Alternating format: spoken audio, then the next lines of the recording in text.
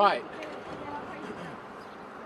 I want to go ahead and give you an update to the incident and what we know now.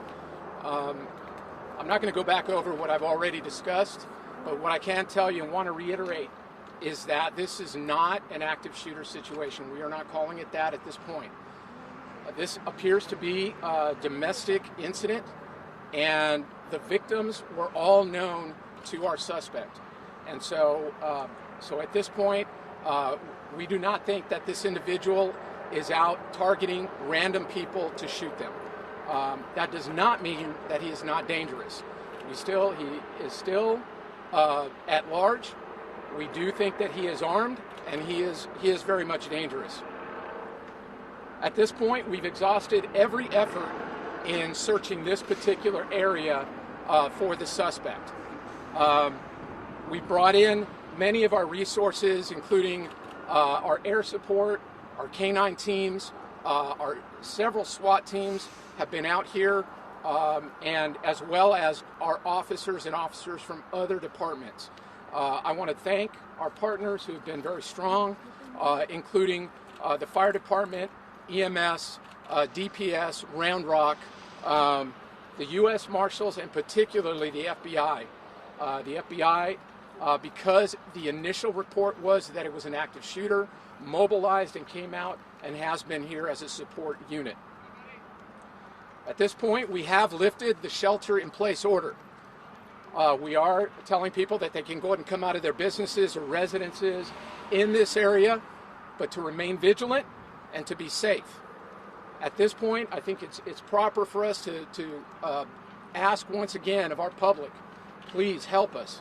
If you have information about where this individual might be, please call 911.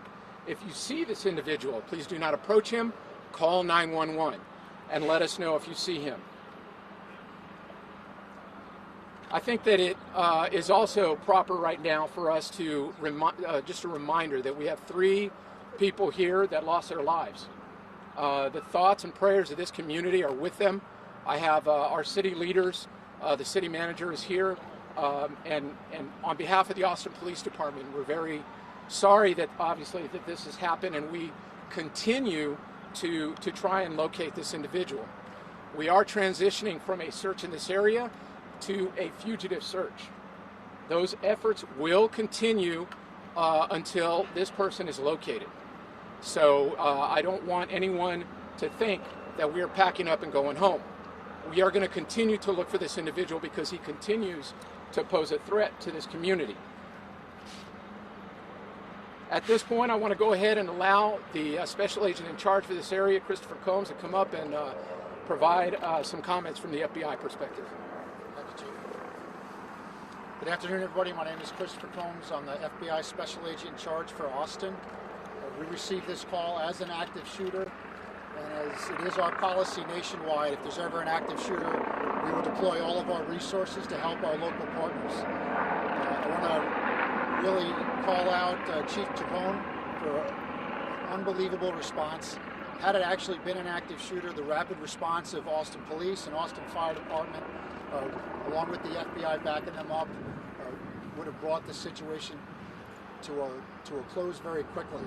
As we look at the last month in this country and the number of active shooters we had, I really think what happened here is a model on how we have to respond.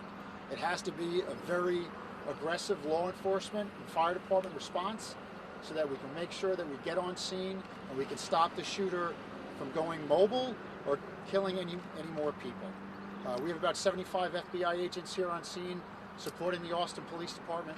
At this point in time, we do not see any federal nexus to this.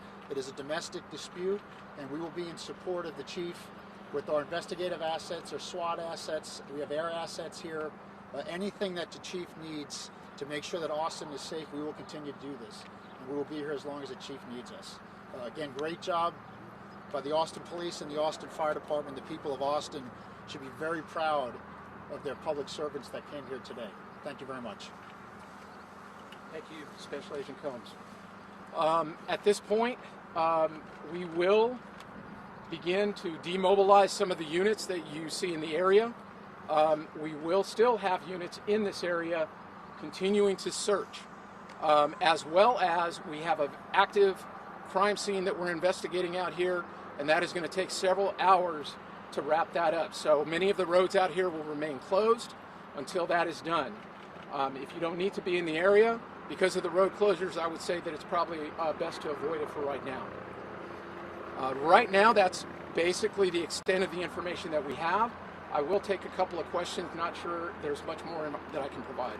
You confirm yet the suspect's connections to law enforcement? Is it a former deputy? My understanding is that this individual at one time was a deputy for the Travis County Sheriff's Office. That is the information that I have right now. The law enforcement spokesperson, has anyone called in any tips? We have had a few tips that have been called in that we have responded to, and we've exhausted all of those tips at this point. Earlier, officer, you told me, Chief, that there was a child involved. Do we now know that this was a child, whose child this was? Yeah, I'm sorry, I still don't have that information. We just know I can tell you that the child is safe.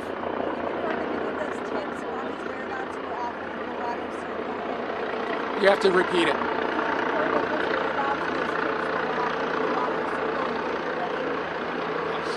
I cannot hear you. Can you take your mask off?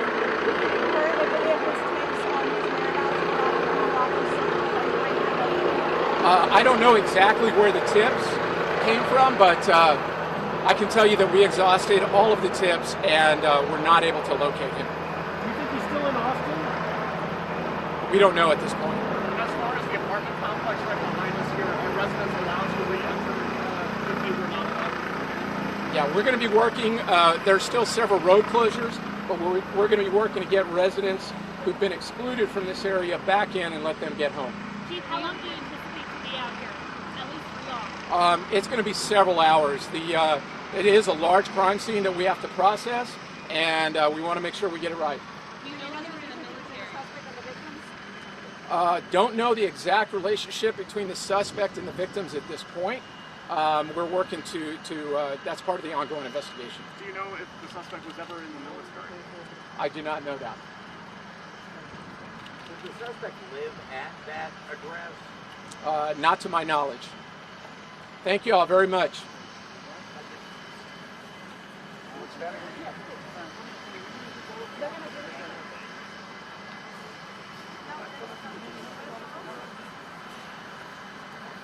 Good.